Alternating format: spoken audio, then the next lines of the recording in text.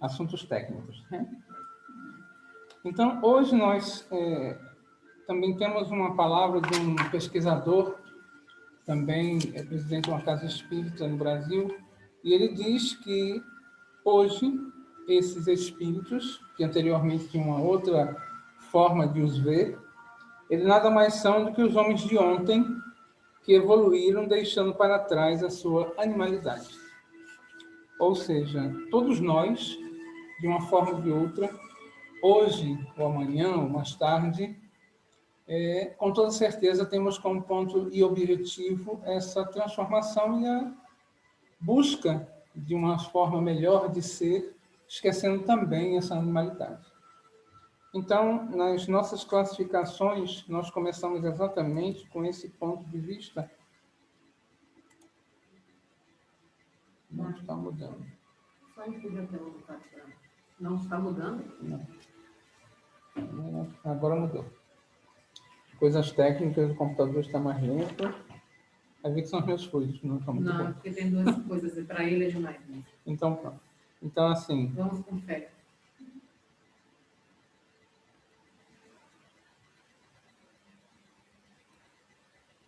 Está mudando? Agora está. O que significa anjo guardião e a sua etimologia?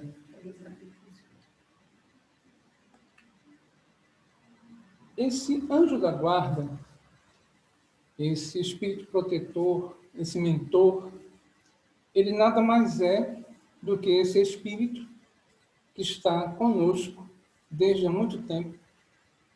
E algumas vezes até existem algumas narrativas de que esse amigo protetor ele vai estar não só um período, mas em alguns períodos de nossas vidas, né, de uma vida só. Nós conhecemos alguns exemplos que são citados até mesmo da própria história, onde sucessivamente esse espírito teve esse mesmo orientador, porque esse espírito, já um caso que eu já havia falado aqui antes, ele, durante algumas encarnações, ele não conseguia vivenciar família. E foi solicitado ao plano espiritual que esse amigo tivesse a continuidade desse acompanhamento, e foi por intermédio de uma solicitação também feita numa casa espírita no Brasil, um casal que foi selecionado, digamos assim, porque possivelmente em outras épocas já tinha passado um passado com esse espírito, foi solicitado se esse espírito poderia vir a reencarnar por intermédio desse casal. E para serem pegos de surpresa, eles já tinham 3 filhos e mais um filho, e pensaram e disseram que sim. E alguns meses depois ela estava grávida, e esse filho, hoje já bastante crescidinho, começou a ter um sentido diferente do que anteriormente ele tinha, que era a não vivência de família. Possivelmente, não vamos entrar em detalhes, porque também não sabemos, e a espiritualidade também achou melhor deixar essa parte em suspenso. Algum laço, de uma forma não muito agradável, deve ter ocorrido entre eles, e dessa forma, mesmo sendo, a princípio, muito apático ao que seria aquele grupo familiar, começou a existir alguma coisa entre eles, e eles hoje conseguem vivenciar essa família, mesmo que, repentinamente, durante um dia ou outro, esse garoto ele se abstrai e fica no mundinho dele particular. E depois ele volta porque começa a sentir a necessidade também. Conhecemos tantos casos que falam a respeito disso. Conhecemos o caso de uma senhora no norte do Brasil, que quando criança, isso ela já tem bastante idade, mas ela dizia que quando era jovem, adolescente, os pais eram muito repressores. E pela época e pela idade dela, era uma época onde as coisas não ocorriam como hoje. O jovem tem uma liberdade muito maior, entre aspas, em alguns casos. E ela queria muito ir para uma festividade que aconteceria na cidade e comprou os ingressos. E ficou com esses ingressos até as vésperas do dia do passeio, porque era uma festividade muito grande, e comunicou aos pais que estaria com esses ingressos para esse show. E o pai, a princípio, disse que não, mas que falasse com a mãe. E ela já tinha, na época, cerca de 17 anos. E a mãe disse que havia tido um sonho e que não sabia muito bem o porquê desse sonho, mas que acontecia um acidente e a filha estava entre estar no acidente e não estar no acidente. Obviamente que isso são relatos que depois de muitos anos ela veio compreender, até mesmo pelo conhecimento que ela veio travar com a doutrina dos espíritos. O amigo espiritual dela, esse anjo guardião, esse mentor, fazia tudo para dizer a ela que não, e ele insistia em dizer que sim. E achando uma forma de ela não estar presente àquele acidente, porque não estava no resgate dela, ele vai até a mãe e faz com que ela mude as suas opiniões e diga que ela não vai. E através de um sonho, ela consegue visualizar a filha nessa dúvida de ir, não ir, e logo depois de ela tomar a decisão de que não, começa a acontecer o fato, e ela começa a ver o acidente acontecendo. E ela não vai. E chora a noite toda, e se lamuria a noite toda. Só que chega um certo momento em que ela esquece daquilo. E só algum tempo depois, na manhã, é que ela vem descobrir que tinha acontecido esse acidente e que a colega a quem ela deu os ingressos para não perdê-los, pereceu nesse acidente. E para ela, estava livre de não ter acontecido. Culpava a mãe de não ter ido. E agora ela se culpava por ter dado os ingressos à amiga e a amiga pereceu. Veio a desencarnar naquele acidente. Isso, alguns anos depois, pelo corpo de doutrina, pelos conhecimentos, e dentro de uma reunião mediúnica, ela veio descobrir que o que havia acontecido, na verdade, era esse fato que foi narrado dos espíritos terem tentado fazer com que ela não fosse, porque não estava no seu campo provacional, e aconteceu dessa forma. Então, segundo também, esse anjo da guarda são espíritos celestes, em alguns casos, que crê velar sobre cada um de nós, afastando-nos do mal, mas dando-nos a opção do uso do livre-arbítrio. Então, somos nós quem decidimos o sim ou não. No caso da garota, ela queria insistir, nem fazia ouvidos para a voz interior. A mãe recebeu uma mensagem oriunda desse amigo espiritual, fez com que ela não fosse e não estivesse presente a um incidente que ela fatalmente poderia ter alguma sequela muito maior e não está no seu campo provacional. E algumas pessoas diriam assim, sim, mas se não estivesse no resgate dela, não aconteceria. Como não aconteceu? Ela não foi. Então não vamos primeiro ver para crer. Não vamos deixar que a coisa aconteça para saber. Está vendo? Não estava na minha prova e não aconteceu. E muitas das vezes somos nós quem escolhemos e acabamos tropeçando no nosso próprio destino, digamos assim. E a simbologia de tudo isso, ela nos faz crer que vários autores, inclusive Chevalier, ele diz que são espíritos de ordens diferentes e, complementando com o que foi dito pelo dirigente da Casa Espírita depois de vários estudos, somos nós outros homens, espíritos que fomos criados todos simples e ignorantes, que tiveram etapas diferenciadas da vida e que puderam deixar a sua animalidade de lado e termos hoje entre nós, não só espíritos familiares, como espíritos outros simpáticos e até nossos amigos e mentores, que já tiveram essa passagem e que conseguiram perder essa sua animalidade.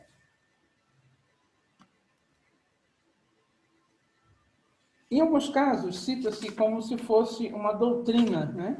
Uma doutrina dos anjos da guarda. E o que diria essa doutrina dos anjos da guarda? Ela apenas nos fala sobre missão, sobre o consolo da alma, fala sobre a confiança que nós temos que ter a respeito desses amigos nossos e protetores espirituais.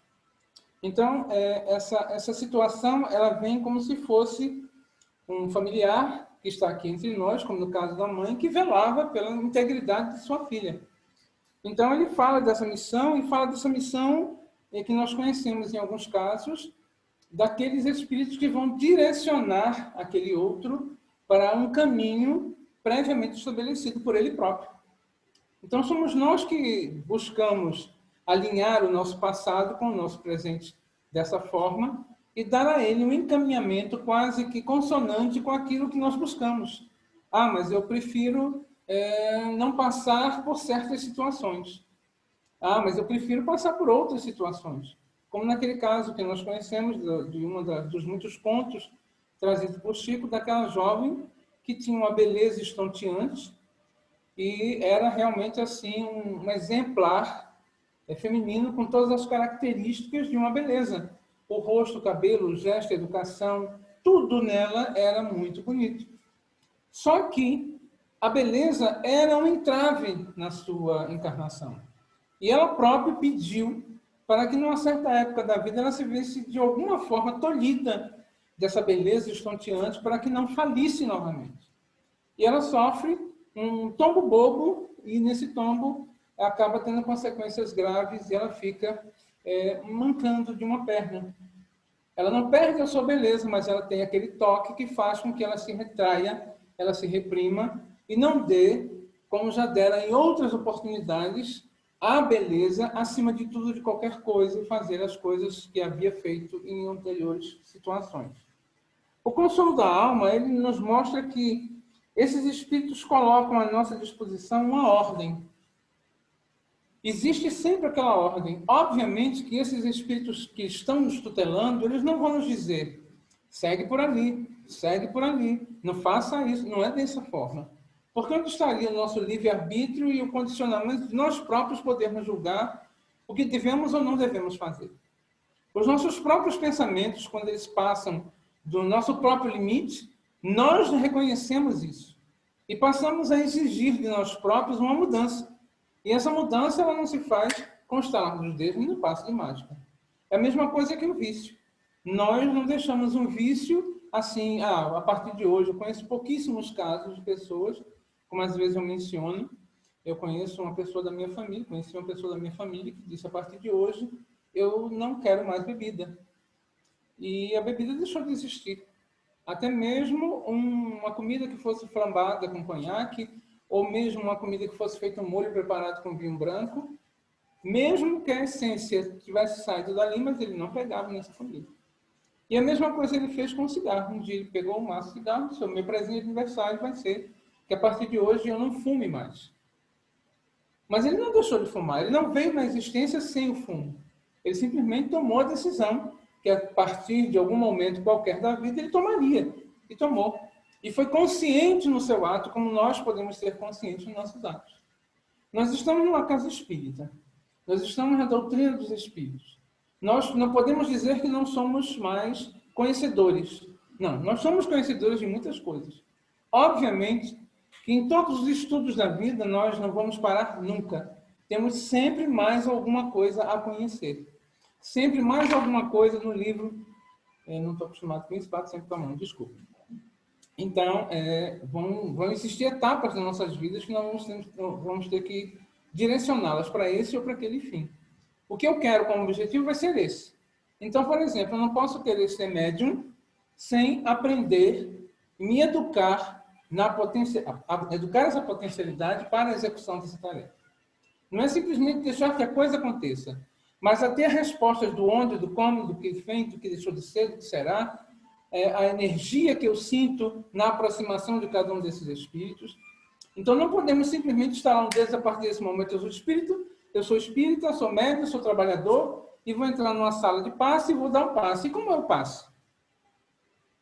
É simplesmente dizer que a minha energia passe para você? Eu preciso conhecer, mesmo que a técnica não seja o elemento fundamental, mas é por intermédio desse aprendizado que nós vamos adquirir conhecimentos suficientes para, inclusive, chegar ao momento em que eu sempre falo, onde você vai passar não só a lidar com as energias, mas a de sentir essas energias. Então, tudo é uma consequência em nossas vidas.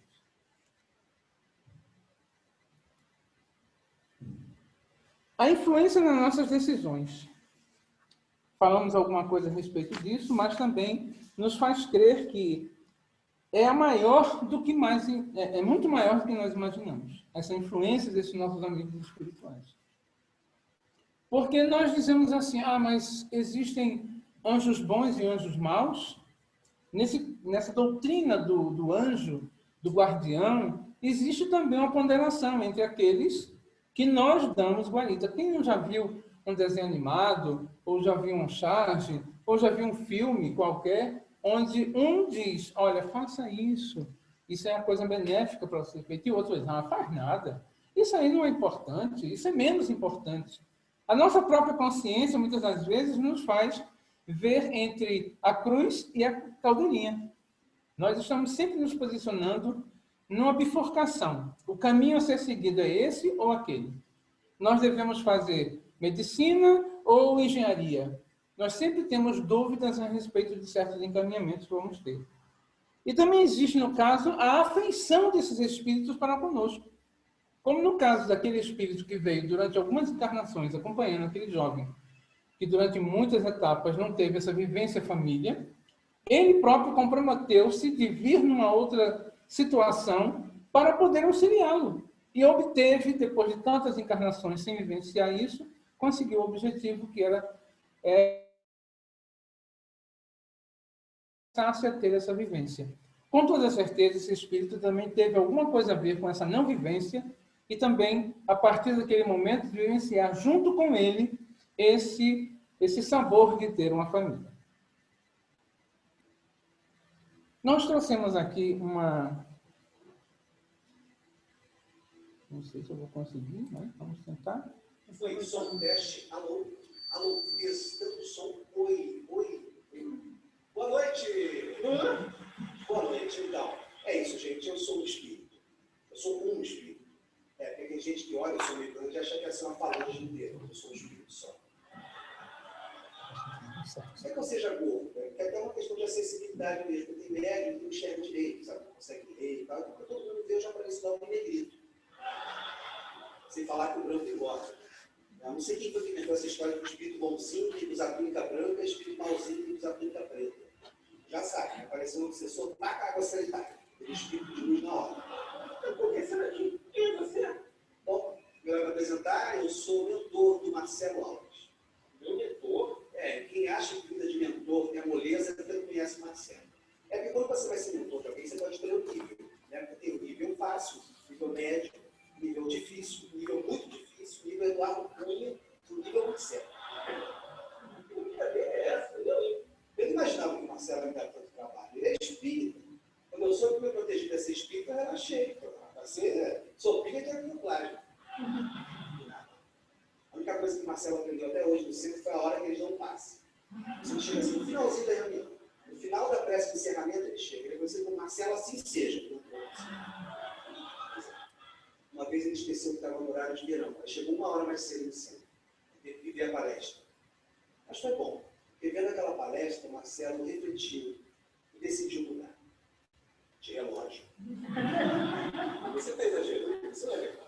Tem razão. Não foi só na hora do passe que o Marcelo aprendeu. Está vendo? Ele também aprendeu onde ficar e onde ficar. Nossa, quando descobriu que podia levar garrafinha, então, o Marcelo levava 3 garrafas PET, enchia tudo. Para ter uma overdose aí de água fluidificada. Isso é absurdo, eu sei muito mais do que isso. Eu já li vários livros do Espiritismo, menos os de Kardec, né, Marcelo? Se tiver na capa, pelo espírito dele, Marcelo conta na hora. Psicografado é bom, né, Marcelo? O dia que lançarem lista telefônica de São Paulo, pelo espírito de Grandel, Marcelo conta na hora. Capaz de usar até no ponto do lar. Bom, o capítulo que nós vamos estudar hoje é Capão Redondo. Alexandre Junqueira, 237, 242, Arão Mendonça, 334, 55. Isso eu já li o Evangelho segundo o Espiritismo. Isso é verdade. Você já leu. Não só leu, como põe em prática, né, Marcelo? Pelo menos uma parte você põe. Aquela que diz assim, não julgueis para não ser de julgar. Marcelo não julga ninguém. Aí, condena logo. Você está fazendo comentário. Você não mentou, você deveria me orientar. É muito sério essa coisa que você mentou, sabia? Está encarnado também é uma coisa muito séria, Marcelo. Eu só estou te tratando com a mesma seriedade com que você trata a sua própria existência. Então, uma vez que encarnaram um papagaio, uma loura, um rapinho de Marcelo. Amigos da Luz, ele é bastante interessante.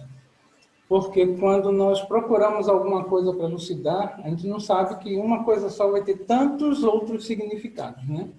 Então, se nós vermos ali apenas esse anjo da guarda, ou esse mentor, mas de quantas coisas eles nos falaram a respeito de vários temas que nós próprios lidamos com ele.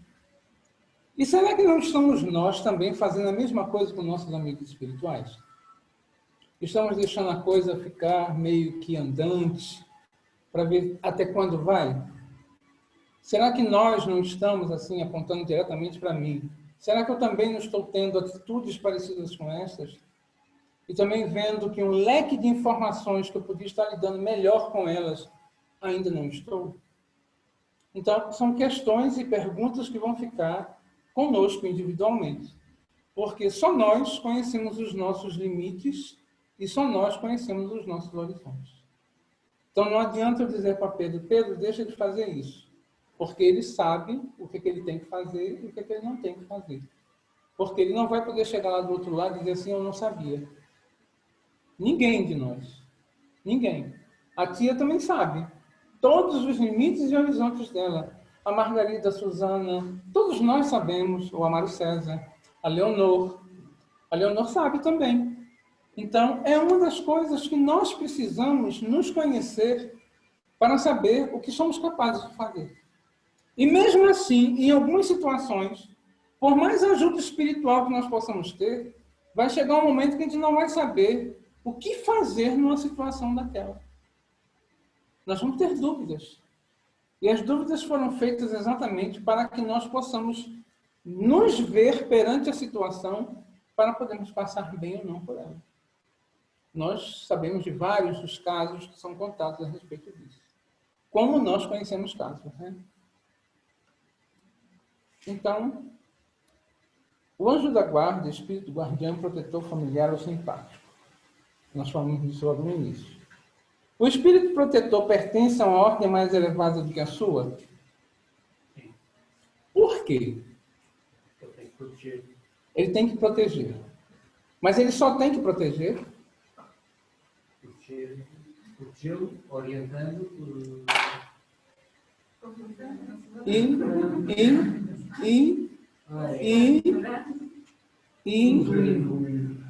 Dizer, por exemplo, que não é assim. Não é?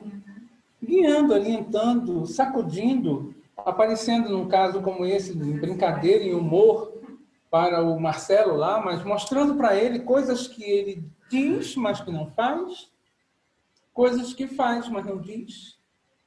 E como a gente sempre diz também, muitas das coisas que eu fazia, hoje não faço. Mas algumas delas, se eu ainda penso, é porque eu continuo fazendo. Porque o nosso pensamento, ele é palpável, tangível, ele é semimaterial, mas ele tem horas que ele bate de frente conosco.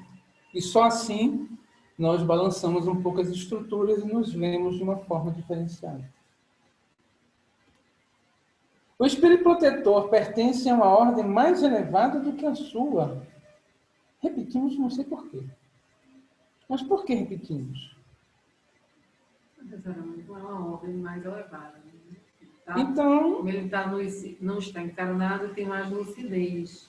mais lucidez. E, normalmente, para tutelar alguém, um professor, por exemplo, para chegar numa sala de aula, ele tem que ter o conhecimento. Ele não pode ser simplesmente um dos alunos que um dia vai levantar e dizer, hoje eu vou ensinar binômio de Newton. Hoje eu vou fazer o quadrado, os catetos, a hipotenusa e simplesmente acontecer. Não é bem assim. Para tudo na vida nós temos que ter conhecimento. Falamos aqui do espírita, que nós precisamos de ter conhecimento para a execução de algumas coisas. O próprio Chico, ele nos mostra o quão cisco ele é com relação a tudo que ele aprendeu. Emmanuel dizia, leia o Evangelho. Terminei agora, leia novamente. E agora, leia novamente. E agora, leia novamente. E depois de inúmeras vezes que ele leu, lendo o Evangelho, e agora, estude. Então, será que será necessário, que nós temos mais 50.213 encarnações para acreditarmos que somos nós quem delineamos o nosso caminhar? Será que as nossas rogativas, as nossas orações estão sendo feitas de dentro para fora para realmente elas terem a funcionalidade e o valor devido? Será que estamos dando ouvido à nossa consciência, esses nossos amigos, para termos uma visualização diferenciada do caminho que temos que seguir? Qual a missão do Espírito Protetor? Nós falamos aqui a respeito de algumas delas. Mas se nós formos enunciar cada uma delas e pegar dali subitens, vamos encontrar vários. Olha, a minha missão vai ser levar você até a faculdade. Mas para chegar até a faculdade, eu vou ter que passar por várias salas de aula, por vários entendimentos, e chegar no momento de fazer como Isaías.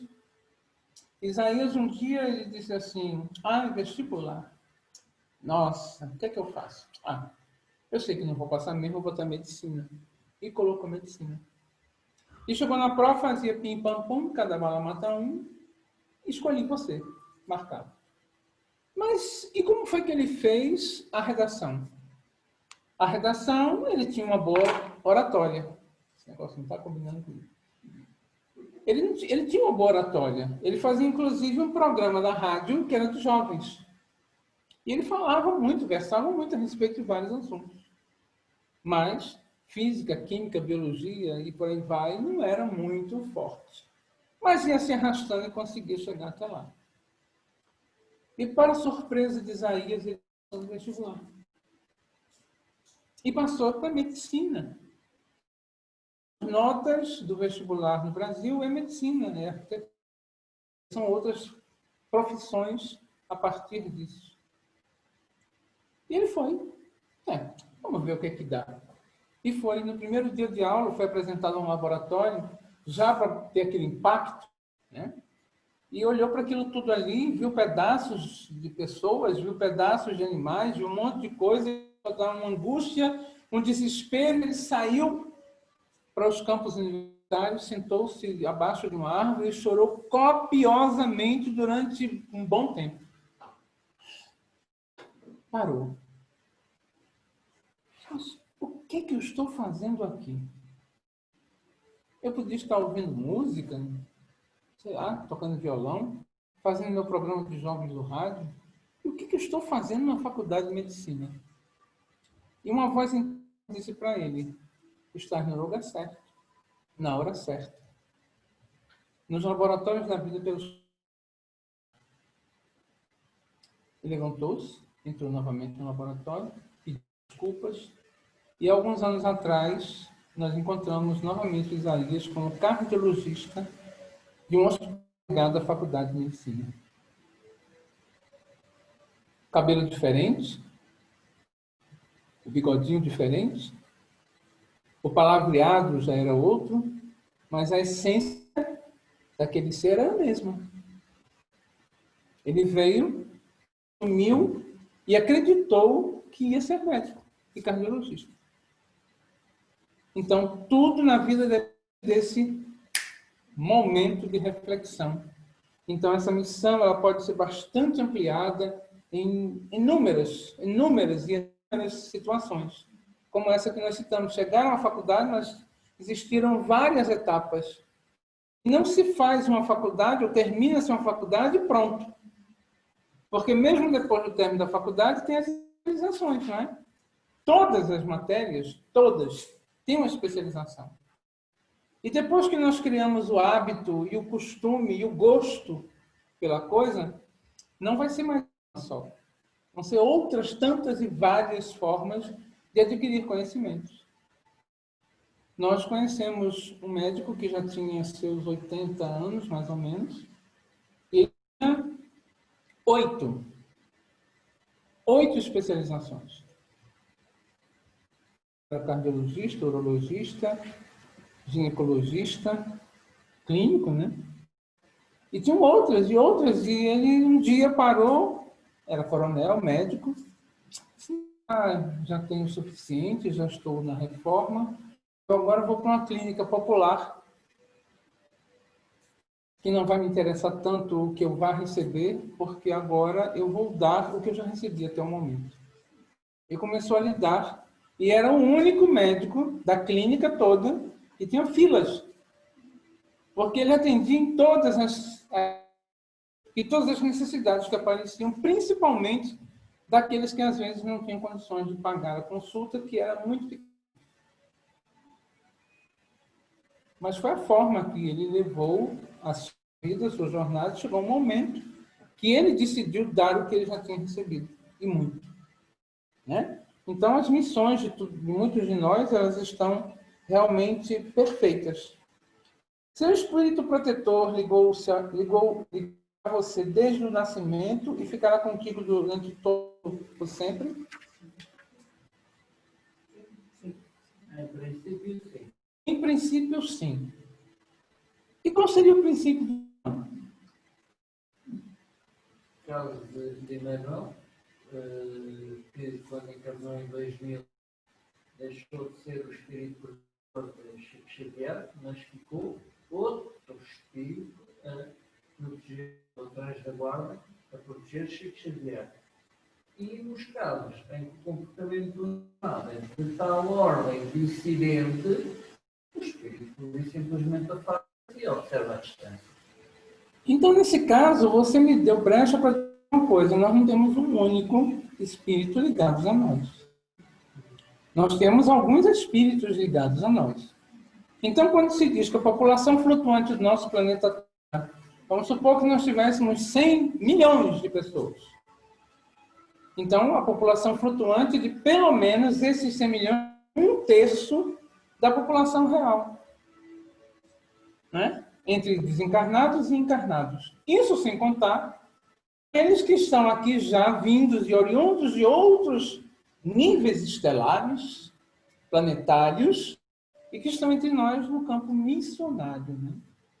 E quantos não já foram esses espíritos, se nós levarmos em consideração que Jesus, para chegar, nos levou uma infinidade de anos, transformando o seu próprio revestimento perispiritual para poder chegar à nossa densidade ainda tão pesada.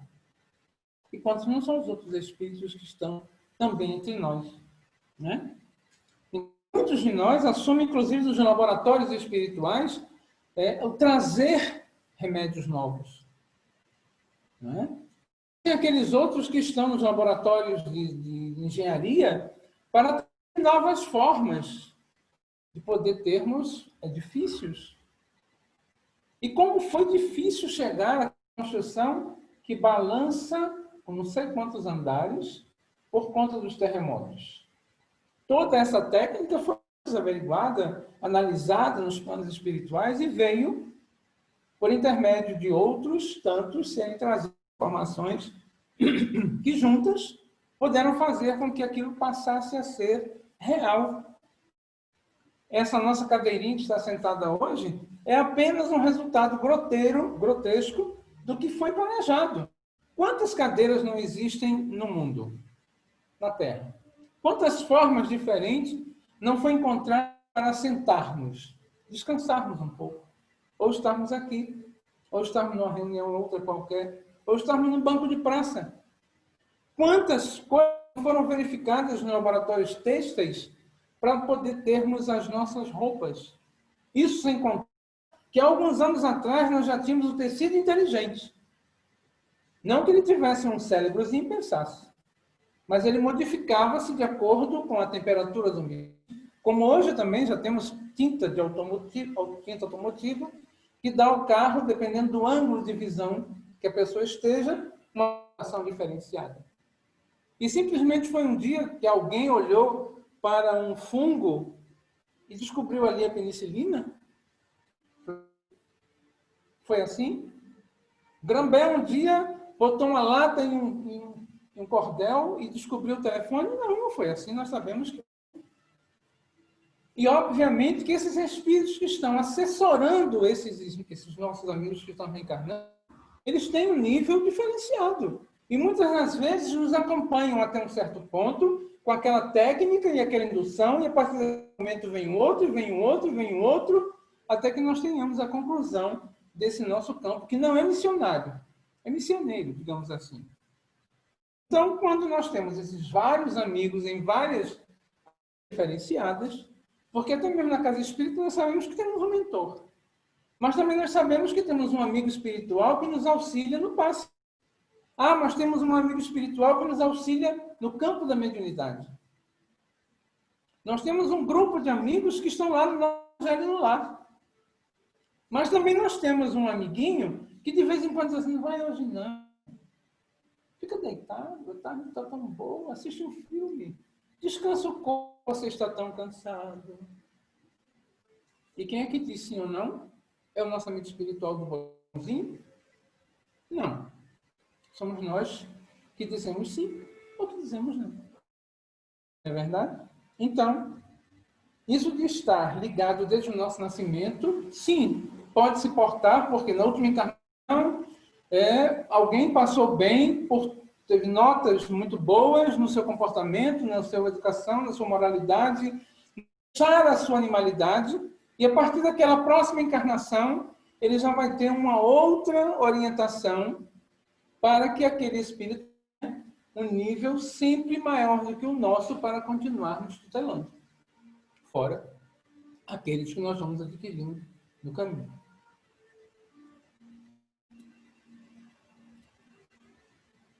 Esta missão é apenas de guiar para a senda do bem? Já dissemos que não. Esse mesmo amiguinho que disse não vá, ele pode mais cedo ou mais tarde, por a própria inúmeras tentativas de dizer não, poxa, não vou fazer nada. Então, acho que é o jeito de me juntar a ele e começar a dizer sim. E também existe a evolução desses espíritos que nos acompanham. Se eu for um estágio, sempre no mesmo estágio, os nossos amigos vão começar a dizer, poxa, eu não estou fazendo nada. O que realmente eu estou fazendo para que exista progresso? Porque quando nós evoluímos, o nosso amigo espiritual evolui. Lembram-se daquele caso que eu falei do livro, Nada Fica Sem Resposta?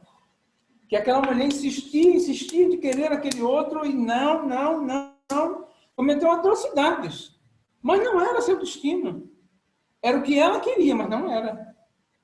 Até que o espírito, a quem ela vai consultar, e dizer que queria porque queria, ele disse, olha, se você insiste nisso, não é que nós vamos conseguir. Porque não é assim que a coisa acontece. Tem que existir um nivelamento entre o querer e o poder. E se ele tiver um verdadeiro amor, não adianta as estruturas serem abaladas, porque o amor vai vencer sempre. Mas se você insistir em querer isso, você vai descer ao caos. E me obriga a descer com você, outros. Mas se você desiste do seu intento, você sobe pelo menos um degrau, ou dois, e me ajuda também nessa escalada. Então, os espíritos, encarnados e desencarnados, estão sempre necessitando dos outros, e nós muito mais do que eles, para que exista esse melhoramento. O seu anjo guardião alegra-se quando você vê no bom caminho, o vê no bom caminho, e sofre quando despreza os conselhos? Sim. Obviamente, da mesma forma que qualquer outra situação, qualquer pessoa que às vezes está fora de uma situação, vê melhor do que a pessoa que está vivendo ela, né? E muitas das vezes, quando nós temos a visão fechada para aquele caso em si, aquela pauta acabou, as pessoas que estão fora podem dizer assim, poxa, mas olha, eu pude ver daqui de fora que a coisa não é assim. E mesmo assim, nós insistimos no erro. E só lá fora, mais tarde, quando a gente leva uma tropeçada boa, a gente, poxa, eu não ouvi a minha voz interna e não ouvi também o meu amigo, que me disse que o caminho não era ele. Então, obviamente que aquele amigo vai ficar triste, como também os amigos espirituais o vão ficar, por saber que tentaram fazer alguma coisa, de mostrar um caminho mais reto, mas mais reto, certos de que aquilo seria atingido como objetivo, e não fizeram. Existe essa colocação que eu acho muito interessante, converse com o seu amigo anjo guardião. O protetor estará sempre presente, basta que o chame. Mesmo no momento em que dissemos não e reconhecemos mais tarde, nós podemos nos refazer. Não é? Nós erramos um cálculo matemático. Desde que não seja um cálculo, pode ser muito difícil, porque as consequências vão ser maiores. Mas se nós revisamos todos os nossos atos antes e vemos um erro, como no caso aqui presente, Se nós chamamos esse amigo espiritual, poxa, olha, realmente eu não consegui. Eu não consegui superar meu vício, eu não consegui superar tal situação, eu não consegui superar tal outra. Olha, eu não consigo ler no livro espírita. Me ajuda para que eu possa conseguir. E a gente sempre diz, você não vai ler um livro completo, numa tarde, numa noite. Mas leia uma frase. Mas que leia uma frase. No dia seguinte, lê a frase seguinte, no outro dia mais outra frase, no outro dia outra frase, e você acabará conseguindo fazer a leitura de uma página. Um pouco de 2, de 3, de 5, de um capítulo, de 2, de 10 e de um livro, quiçá. Mas existir o pontapé inicial. Se nós estivermos frente ao gol e não chutar, nunca vamos saber se vamos fazer aquele gol ou não. Se acharmos que o goleiro vai pegar, que aqui é o guarda-redes, nunca se vai saber se você tinha conseguido ou não. A não ser que você realmente levante, sacode a poeira, dá a volta por cima, como dizia no Brasil. Mas é a iniciativa de cada um. Então, o protetor nunca nos abandona? Será? Afasta-se.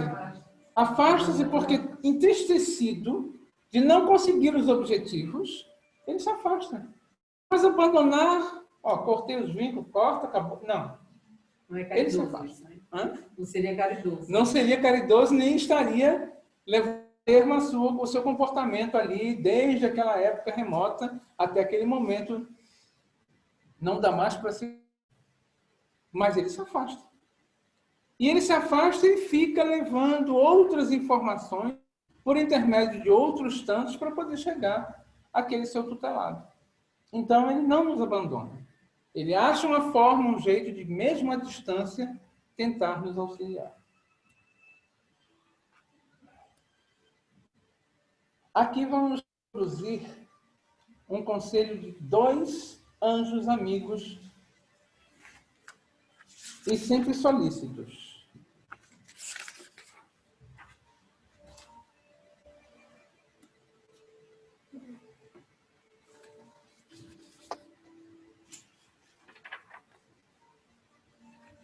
Não receeis fatigar-vos com as vossas perguntas.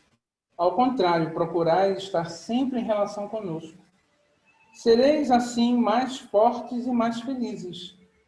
São estas comunicações de cada um com o seu espírito familiar que fazem sejam médiuns todos os homens. Médiuns ignorados hoje, mas que se manifestarão mais tarde e se espalharão qual oceano sem margens, levando de roldão a incredulidade e a ignorância. Homens doutos, instrui os vossos semelhantes. Homens de talento, educai os vossos irmãos.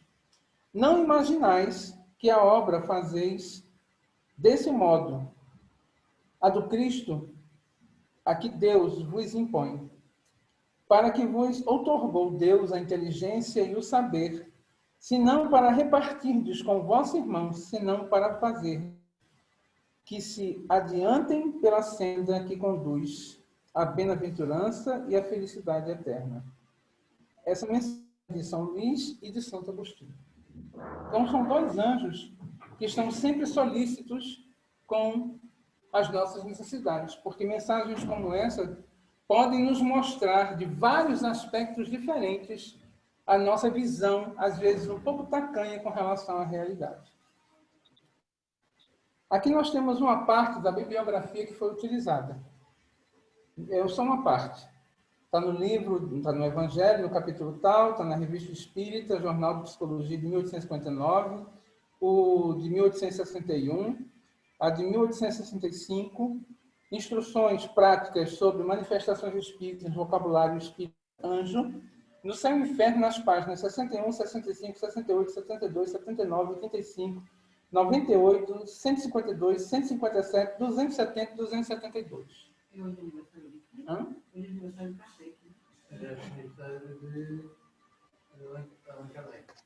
Então, nós aproveitamos uma parte dessa bibliografia, e existem 2 casos que são narrados, mas em vez de contar os casos, como já falamos de tantos outros casos, nós trouxemos uma mensagem que nos diz muito, que nos toca muito, e essa mensagem é desse nosso amigo. E ela nos diz: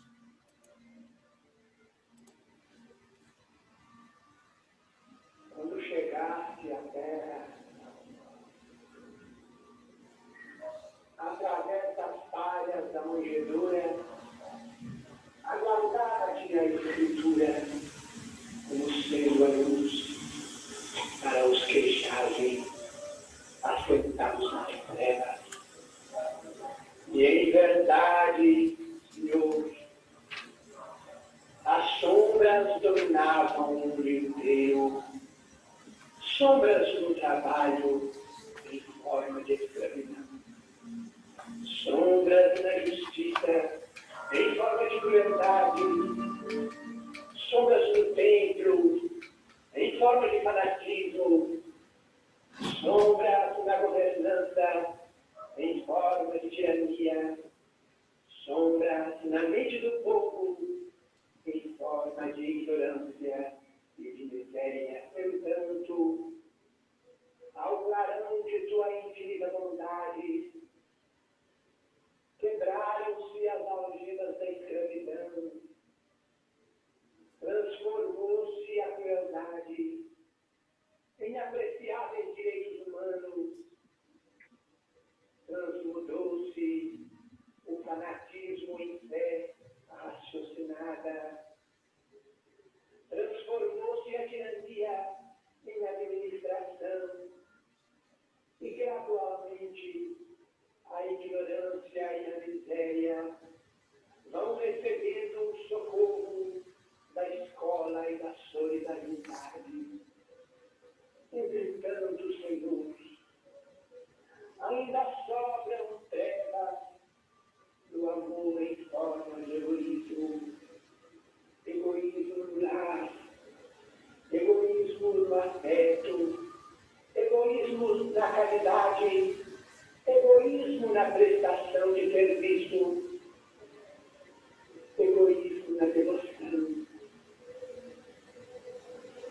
Mestre, dissipa o nevoeiro que nos obscurece ainda os horizontes e ensina-nos a amar como nos amaste,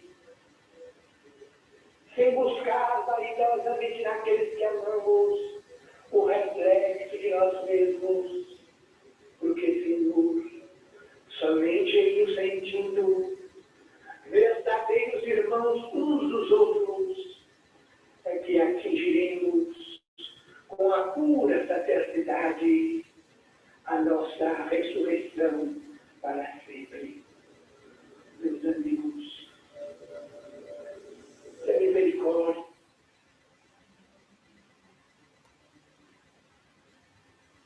Essa mensagem de Emmanuel trazida por Chico, se nós observarmos todas as nuances do que ele falou, ele nos vem trazer uma lição de como nos portarmos, de como sermos não para os outros, mas de começarmos a ser esse ser de dentro para fora, para conseguirmos atingir objetivos maiores, principalmente quando nós falamos do início da perda dessa animalidade, e estarmos a caminho de sermos verdadeiros anjos, também guardiões de outros tantos, que da mesma forma que nós, ainda demorou tanto no seu caminhar.